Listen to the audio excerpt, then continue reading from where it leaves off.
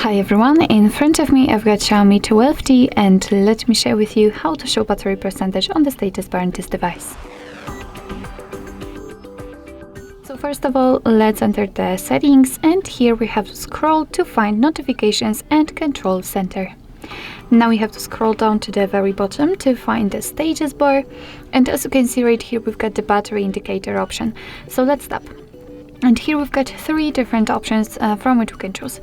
So probably you've got this option applied, which is simply the graphical sign of the battery, but you can set the percentage inside the battery icon, so the option which I've just had applied, or next to the battery icon. Of course, it's your choice. So just tap on the option you'd like to use, and as you can see it will be immediately applied, so your device will display the exact percentage of the usage of the battery. So basically that's all. This is how to show battery percentage on the status bar in your Xiaomi 12T. Thank you so much for watching. I hope that this video was helpful, and if it was, please hit the subscribe button and leave the thumbs up.